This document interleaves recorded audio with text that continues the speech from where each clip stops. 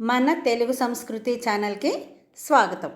బాలలు, ఈరోజు మనం పడ్వాది సంధి సూత్రము దానికి సంబంధించినటువంటి ఉదాహరణలను గురించి తెలుసుకుందాం.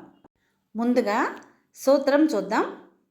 పడ్వాదులు పరమైనచో ము వర్ణానికి లోప పూర్ణ బిందువులు విభాషనగు.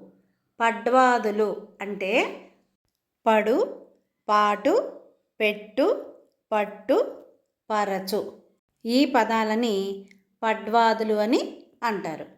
ఇప్పుడు పడ్వాదులు పరమైతే అంటే ప్లస్కి ముందున్నటువంటి పదాన్ని పూర్వపదమని, ప్లస్ తర్వాత ఉన్నదాన్ని పరపదమని అంటాం కదా. ఇక్కడ ఏమంటున్నారు?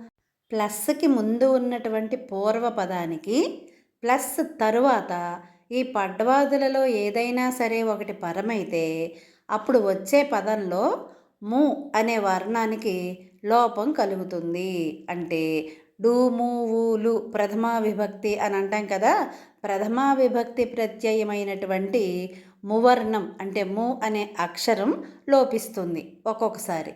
ఇంకొకసారి ఏం జరుగుతుంది? పూర్ణ బిందువు విభాషనగు. పూర్ణ బిందువు అంటే సున్నా అని అర్థం. ఒక్కొక్కసారి సున్నా వస్తుంది. తర్వాత ఏమంటున్నారు? విభాషనగు.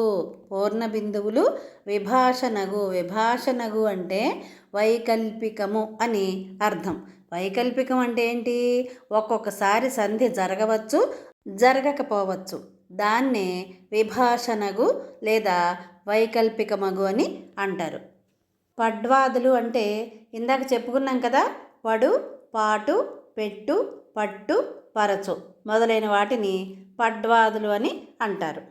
పూర్వపదానికి ఈ పడ్వాదులు పరమైతే ఒక్కొక్కసారి మువర్ణ లోపం జరుగుతుంది. ము అనే అక్షరం లోపిస్తుంది. ఒక్కొక్కసారి సున్నా వస్తుంది. ఇంకొకసారి అసలు సంధి జరగకుండా అలాగే ఉండొచ్చు. ఇప్పుడు ఉదాహరణను చూద్దాం. భయము ప్లస్ పడు, భయపడు. భయం పడు, భయము పడు. ఇక్కడ చూడండి, సూత్రం ప్రకారం మొట్టమొదటి పదంలో పడు అనేది పరమైంది కదా. కాబట్టి మువర్ణ లోపం జరిగింది. మొట్టమొదటి పదంలో మువర్ణ లోపం జరిగి భయపడు ము అనే అక్షరం లేకుండా భయపడు అని సంధి పదం ఏర్పడింది. తర్వాత రెండో ఉదాహరణలో భయం పడు పూర్ణ బిందువు వచ్చింది రెండవ పదంలో. మూడవ పదంలో చూడండి, వైకల్పికం లేదా విభాషనగు అని చెప్పుకున్నాం కదా మనం సూత్రంలో. సంధి జరగచ్చు, జరగకపోవచ్చు. మొట్టమొదట మనం పదాన్ని విడతీసినప్పుడు భయము ప్లస్ పడు ఎలాగైతే ఉందో ఇక్కడ మూడో పదం కూడా సంధి జరగకుండా భయము పడు అని అలాగే ఉంది. ఒక్క ప్లస్ గుర్తు మాత్రమే పోయి మిగిలిన పదం అలాగే ఉంది. గమనించారు కదా. మొట్టమొదటి పదంలో ము అనే అక్షరం లోపించింది. రెండవ పదంలో పూర్ణ బిందువుతో కలిసి పదం ఏర్పడింది. మూడవ పదంలో ప్లస్ మాత్రమే పోయి మిగిలిన పదం అలాగే ఉంది. తరువాతి ఉదాహరణ చూడండి. శాంతము ప్లస్ పడు, శాంతపడు. శాంతం పడు, శాంతము పడు. గమనించారా?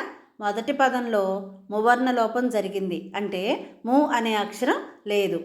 రెండవ పదంలో సున్నాతో కలిసి శాంతం పడు అని ఏర్పడింది. మూడవ పదంలో ప్లస్ మాత్రమే పోయి మొదటి పదం లాగానే శాంతము పడు అని వచ్చింది. ఇలాగే ప్రతి ఉదాహరణని గమనించండి. కష్టము ప్లస్ పడు, కష్టపడు, కష్టం పడు, కష్టము పడు. సందేహము ప్లస్ పడు, సందేహపడు, సందేహం పడు, సందేహము పడు.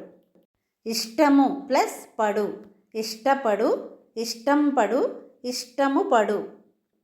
దుఃఖము ప్లస్ పడు, దుఃఖపడు, దుఃఖం పడు, దుఃఖము పడు.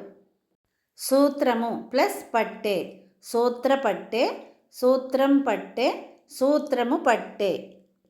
భంగము ప్లస్ పాటు, భంగపాటు, భంగం పాటు, భంగము పాటు. ఆనందము ప్లస్ పడు, ఆనందపడు, ఆనందం పడు, ఆనందము పడు. మోసము ప్లస్ పుచ్చు, మోసపుచ్చు, మోసం పుచ్చు, మోసము పుచ్చు. హలము ప్లస్ పట్టు, హలపట్టు, హలం పట్టు, హలము పట్టు. వేగిరము ప్లస్ పరచు, వేగిరపరచు, వేగిరం పరచు, వేగిరము పరచు. ఇక్కడ ఒక చిన్న విషయం గమనించాలి. కర్తృవాచి మవర్ణమునకు సంధి కలగదు, అంటే సంధి జరగదు. కర్తృవాచి అంటే కర్త ఉన్నటువంటి పదాలలో మువర్ణానికి లోపం అనేది జరగదు, సంధి కూడా జరగదు. ఉదాహరణకి గజము ప్లస్ పడియే, గజము పడియే అనే ఉంటుంది తప్ప గజ పడియే, గజం పడియే అని రాదు. అలాగే అశ్వము ప్లస్ పడియే, అశ్వము పడియే అనే ఉంటుంది, సంధి జరగదు కాబట్టి అశ్వపడియే, అశ్వం పడియే అని రాదనమాట. ఈ చిన్న విషయాన్ని గమనించండి. విన్నారు కదా, పడ్వాది సంధి, సూత్రము, ఉదాహరణలు. ఇలాంటి మరిన్ని వీడియోల కోసం చూస్తూనే ఉండండి మన తెలుగు సంస్కృతి ఛానల్. జై హింద్, జై భారత్.